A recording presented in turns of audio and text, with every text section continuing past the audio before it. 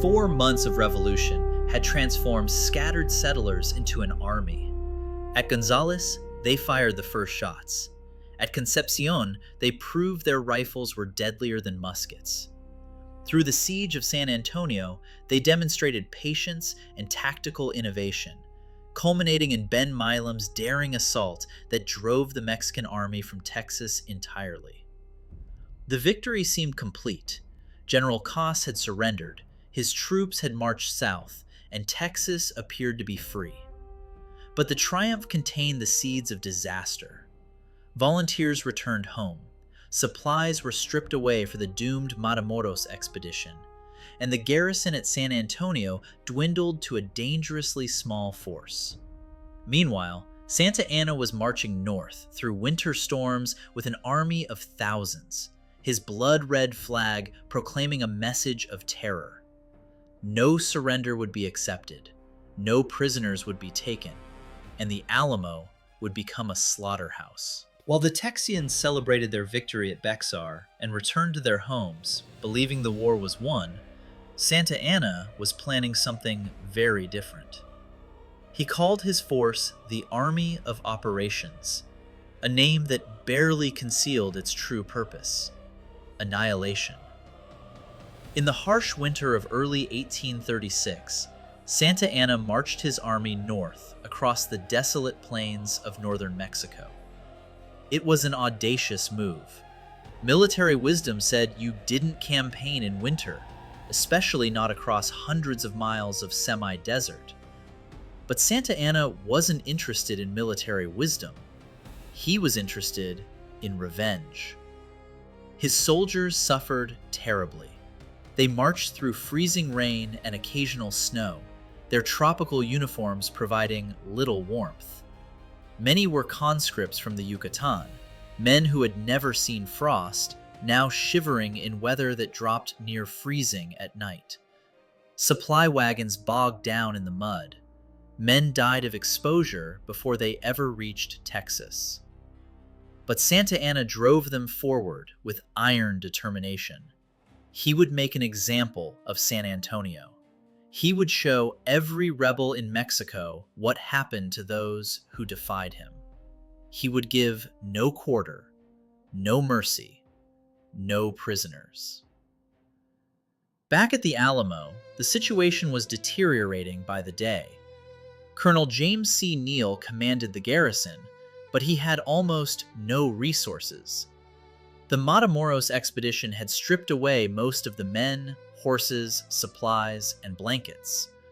What remained was a skeleton force trying to hold a complex of crumbling buildings that was never designed to be a proper fortress. In late January, help arrived, but in a form that created new problems. William Barrett Travis rode in with a small company of regular cavalry. Travis was young, just 26, ambitious, and convinced of his own military genius despite having almost no combat experience. He carried a commission as a lieutenant colonel in the regular Texas Army. A few days later, James Bowie arrived with a larger force of volunteers. Bowie was everything Travis wasn't: older, experienced, a natural leader who had proven himself in battle. The volunteers, who elected their own officers, had chosen Bowie as their commander. They didn't recognize Travis's authority because he was a regular officer, not elected. The result was an awkward dual command that solved itself only when fate intervened. Bowie fell violently ill with what contemporaries called a peculiar disease, probably advanced tuberculosis, possibly typhoid fever, maybe both. Within days, he was bedridden, coughing blood, unable to command. Travis found himself in sole command of a garrison that didn't particularly want him, in a fortress that couldn't be properly defended, facing an enemy army that was getting closer every day. In early February, the garrison received an unexpected boost to morale. David Crockett arrived with a group of Tennessee volunteers. Crockett was famous, a former congressman, a frontier legend, a man whose exploits, both real and exaggerated, were already the stuff of popular stories. He was 50 years old, his political career in ruins after losing his last election, looking for a fresh start in Texas. The volunteers greeted him like a celebrity. Here was proof that their cause was just, that famous men believed in Texas independence. Crockett could have demanded a high command position. Travis would have given him one, but he refused. He would serve as a high private, he said, fighting alongside the common soldiers rather than above them. It was a gesture that endeared him to everyone, except possibly Travis, who might have appreciated another experienced officer to share the burden of command. Through early February, life at the Alamo maintained an almost surreal normalcy. The garrison drilled, repaired the crumbling walls, and waited. Travis sent increasingly desperate messages asking for reinforcements. Few came. The men scraped together what supplies they could.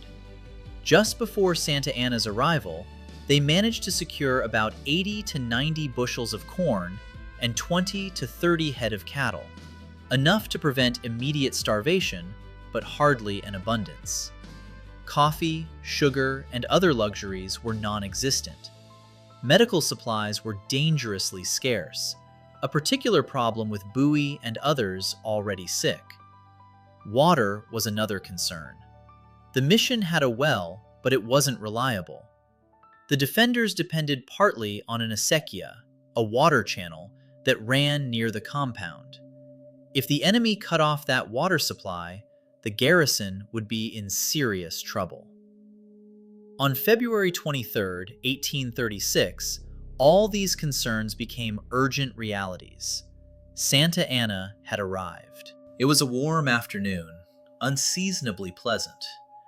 Many of the defenders were in town at a fandango, a dance, enjoying themselves, convinced they had plenty of warning before any Mexican force could arrive. After all, scouts should spot an army days before it reached San Antonio. But Santa Anna had pushed his men relentlessly, arriving days earlier than anyone thought possible. His advance guard appeared on the hills west of town like an apparition. A sentry spotted them and raced into town, shouting the alarm. Dr. John Sutherland rode to investigate and confirmed the worst. It was the Mexican army, and it was enormous. When he galloped back with the news, witnesses reported that he shouted, "The Mexicans are coming! The devil has come!" Panic erupted. Civilians fled their homes. The garrison abandoned the fandango and rushed to the Alamo. Travis, caught completely off guard, had to make instant decisions. Should they fortify positions in the town? No time. Everyone into the Alamo, now. The retreat was chaotic. Men grabbed what supplies they could, driving the cattle into the compound, rolling barrels of corn and flour.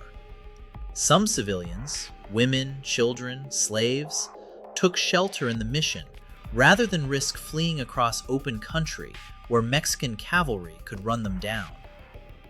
By late afternoon, the garrison was sealed inside the Alamo. The Mexican army was deploying around the town. Santa Anna raised a blood-red flag from the bell tower of San Fernando Church, the ancient symbol that meant no quarter. No surrender would be accepted. No prisoners would be taken. Travis responded in the only way he could. He ordered the largest gun in the fort, an 18-pounder cannon, to fire a single shot toward the Mexican positions. The boom echoed across San Antonio, a defiant answer to Santa Anna's threat. It was a gesture of magnificent bravado and utter futility. The Texians had perhaps 150 men. Santa Anna had brought over 1,500, and more were arriving every day. The siege had begun. The Mexican bombardment began before dawn, shattering the cold morning silence. Cannonballs arced over the walls, smashing into buildings, sending stone and adobe fragments flying. The defenders scrambled to their positions, returning fire when they had clear targets. Travis knew he needed help desperately. He sat down and penned one of the most famous letters in American history, addressing it to the people of Texas and all Americans in the world. I am besieged by 1,000 or more of the Mexicans under Santa Anna. I have sustained a continual bombardment and cannonade for 24 hours and have not lost a man. The enemy has demanded a surrender at discretion. Otherwise, the garrison are to be put to the sword if the fort is taken. I have answered the demand with a cannon shot, and our flag still waves proudly from the walls. I shall never surrender or retreat. Victory or death. Captain Albert Martin volunteered to carry the message through the Mexican lines. Somehow he made it, riding east through the darkness to spread word of the garrison's plight. The letter would be reprinted in newspapers across Texas and the United States, calling for aid that would arrive too late. On the third day of the siege, the Texians made a bold sortie. Mexican soldiers had occupied the wooden jacales, huts that stood just outside the walls, using them as forward positions to snipe at the defenders. Travis ordered men to sally out, burn the jacales, and deny the enemy that cover. The raid was successful. The Texians burst from the gates, set fire to the structures, and retreated before the Mexican soldiers could organize a response. Smoke billowed into the afternoon sky as the jacales burned. But that afternoon, nature delivered a blow more punishing than any Mexican attack. A blue norther swept in, one of those fierce cold fronts that can drop temperatures in Texas from the 70s to near freezing within hours. The temperature plummeted. Within a few hours, it fell from comfortable warmth to about 39 degrees Fahrenheit. A freezing rain began to fall, mixed with sleet. The wind howled through the compound, finding every gap in the defenders' inadequate clothing. The Texians suffered, huddling in whatever shelter they could find, their breath steaming, their fingers numb on their rifle triggers. But the Mexican soldiers, many from tropical regions, suffered far worse. In their camps outside the walls, exposed to the full fury of the storm, men shivered uncontrollably in thin uniforms. Some died of hypothermia before morning. Inside the Alamo, the defenders at least had stone walls to break the wind and fires they could huddle around. It was small comfort, but it was something. The days blurred together in a monotonous routine of bombardment, repair, and watch. The Mexican cannons fired at irregular intervals, keeping the defenders constantly alert, unable to rest properly. The strategy was psychological as much as physical. Wear them down, break their morale, make them so exhausted that when the final assault came, they wouldn't be able to resist effectively. The defenders rotated through shifts on the walls, watching for any sign of an assault. Scouts reported that more Mexican forces were arriving. General Cos had returned with reinforcements, his parole evidently meaningless to Santa Anna. The besieging army swelled to perhaps 1,800 men, then 2,000, then more. Travis sent more messages, each more desperate than the last. Where were the reinforcements? Where was Fannin with the troops from Goliad? Where was Sam Houston and the army? The answers, when they came, were discouraging. Fannin had started from Goliad, but turned back when his wagons broke down. Houston was trying to organize scattered forces across Texas, but had nothing to send. The Texians in the Alamo were on their own. Food was rationed carefully. The corn was ground into meal, mixed with water to make a rough bread. The cattle were slaughtered one by one, the beef roasted and distributed. Water became a growing concern as the Mexican forces tightened their grip on the acequia. Bowie, confined to his cot in the Long Barracks, grew weaker. The illness was consuming him, leaving him barely conscious at times. His famous knife lay beside him, ready if Mexican soldiers broke through, but everyone knew he wouldn't be able to use it effectively. On the night of March 1st, a miracle occurred. Or at least what must have seemed like a miracle to the exhausted defenders. 32 men from Gonzales slipped through the Mexican lines and entered the Alamo. They were led by George Kimball and included men like Isaac Millsaps and his son John, who refused to abandon the garrison to its fate. They brought news from the outside world. Help was being organized, armies were forming. Texas had not forgotten them. More importantly, they brought something intangible: hope. These men had ridden through an army of thousands to reach the Alamo. They proved that the garrison wasn't completely cut off, that determined men could still get through. The arrival brought the garrison to somewhere between 189 and 257 men. Historical accounts vary, but whatever the exact number, everyone knew it wasn't enough. Not nearly enough. As the siege entered its second week, signs multiplied that the final assault was imminent. Mexican soldiers were seen moving scaling ladders into position. Extra ammunition was being distributed. Officers gathered for councils of war. Inside the Alamo, Travis gathered his men.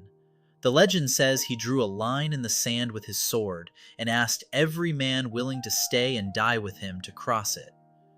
The historical truth of this story is debated. Some accounts support it, others question it. What's certain is that Travis gathered the garrison and made clear their situation. No help was coming, and if they stayed, they would die. One man, Louis Moses Rose, reportedly chose to leave. He scaled the wall at night and fled, later telling the story of the line in the sand. Every other man stayed. Whether Travis drew an actual line or not, the moral reality was the same. These men knew they were going to die. They chose to stay anyway, to buy time for the rest of Texas to organize, to make Santa Anna pay for every inch of ground. The bombardment stopped in the afternoon of March 5th. After nearly 2 weeks of constant cannon fire, the sudden silence was eerie, almost ominous. The defenders watched from the walls, suspicious. What was Santa Anna planning? Inside his headquarters, the Mexican general was finalizing his battle plan. The assault would come at dawn the next morning, attacking from all 4 sides simultaneously to divide the defenders' fire. 4 columns of 800 to 1,000 men each would hit the walls with scaling ladders. Musicians would play the degüello, an ancient Spanish cavalry song that signified no quarter, to strike fear into the defenders' hearts. As darkness fell on March 5th, the Alamo grew quiet. Men checked their rifles one last time, making sure powder was dry, flints were sharp, extra balls were ready. Some wrote final letters they hoped might somehow reach their families. Others prayed. A few sang hymns, their voices carrying across the compound in the cold night air. David Crockett, ever the entertainer, played his fiddle for a while, trying to lift spirits.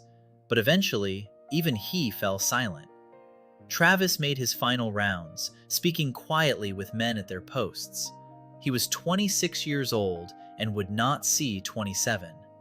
Did he have regrets? Did he wish he'd made different choices? We'll never know. What we do know is that when he finished his rounds, he lay down fully dressed, his sword and pistols beside him, ready to spring up at the first alarm. In the Long Barracks, James Bowie lay on his cot, pistols loaded and ready, his famous knife within reach. He was too weak to stand, but he would die fighting. The night stretched on.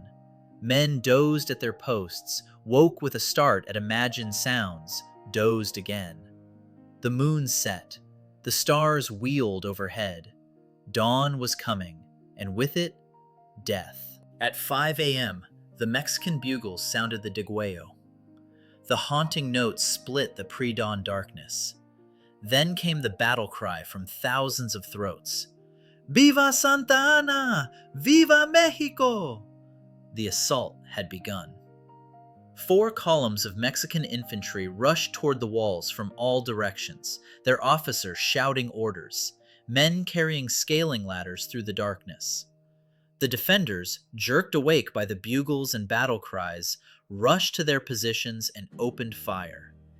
The Texian rifles spoke with deadly effect. The flash of muzzles lit up the walls like lightning. Mexican soldiers fell by the dozens in the first volleys, tumbling backward, dropping their ladders, crying out in pain. But more men rushed forward to take their places, stepping over the bodies of their comrades, driven by the press of troops behind them.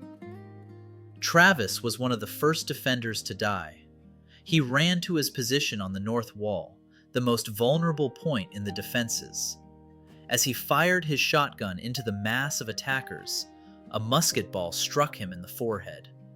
He fell backward, dead before he hit the ground.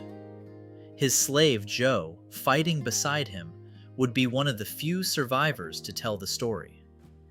The north wall was where the Mexican breakthrough came. The wooden palisade that patched a gap in the stone was weak, and Mexican soldiers, led by General Juan Amador, swarmed over it. Once they had a foothold, more men poured through. The defenders on the wall were overwhelmed and fell back. Within minutes, Mexican soldiers were inside the compound, and the nature of the battle changed. It became a desperate, close-quarters fight in the dim, pre-dawn light. Bayonets against rifle butts, knives against swords, screaming men grappling hand to hand. As Mexican soldiers poured over the walls, many defenders fell back to the Long Barracks, a stone building that had been fortified into a last-stand position. The fighting there was savage and hand-to-hand. Mexican soldiers had to break through barricaded doors. The defenders fired through loopholes, picked off attackers, fought room by room as they were slowly pushed back. The smoke was so thick men could barely see. The screams of the wounded mixed with the crash of gunfire in the enclosed spaces. In one of the rooms, James Bowie lay on his cot, too weak to stand but still dangerous. When Mexican soldiers broke through his door, he fired his pistols at them. The soldiers, whether from fear or respect, shot him where he lay, then bayoneted his body to make sure he was dead. What happened to David Crockett remains one of history's most controversial questions. The traditional story says he died fighting, surrounded by dead Mexican soldiers, swinging his rifle like a club when he ran out of ammunition. This is the version immortalized in paintings, movies, and legend. But a diary written by Mexican officer José Enrique de la Peña tells a different story. According to Peña, Crockett was among 6 or 7 men captured after the fighting ended. They were brought before Santa Ana, and General Castrillon pleaded for their lives. They had fought bravely. They deserved mercy. Santa Ana, according to Peña, refused. He gestured to nearby officers, who drew their swords and hacked the prisoners to death right there, despite Castrillon's protests. Which version is true? Historians still debate. What's certain is that Crockett died at the Alamo, and that his name would become legend. By 6:30 a.m., it was over. Every defender was dead. The Mexican army had won, but at a terrible cost. Santa Anna's forces suffered between 400 and 600 casualties, killed and wounded, in the 90-minute assault. The defenders had sold their lives dearly. Santa Anna ordered the bodies of the defenders stacked and burned. The pyres burned for days, the smoke visible for miles, carrying with it the ashes of men who had become immortal in death. Only the non-combatants were spared. Susanna Dickinson, wife of Almiron, survived with her infant daughter. Travis's slave, Joe, survived. A few other women, children, and slaves were released. Santa Anna sent them to Gonzales and beyond with a message. This is what happens to those who defy me. But Santa Anna had miscalculated. Instead of terror, he created martyrs. Instead of crushing the rebellion, he gave it a battle cry that would echo across Texas. Remember the Alamo. The Alamo had fallen, but its legend was just beginning. And that legend would help destroy Santa Anna's army at San Jacinto 6 weeks later. 13 days of siege ended in 90 minutes of slaughter.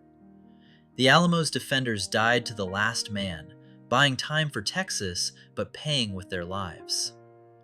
Santa Anna believed he had sent a message of terror that would end the rebellion. Instead, he had created martyrs who would inspire a revolution. Susanna Dickinson and the other survivors carried the story eastward, spreading the tale of courage and sacrifice. But the nightmare wasn't over. While Texas mourned the Alamo, Colonel Fannin and his men at Goliad were about to face their own terrible fate, one that would transform grief into rage and set the stage for ultimate victory. If this story is gripping you, show your support with a like and subscribe. Trust me, you'll want to see how the twin tragedies of the Alamo and Goliad forged the weapon that will finally defeat Santa Anna. The next episode reveals the betrayal at Goliad, and it's a story that will shock you.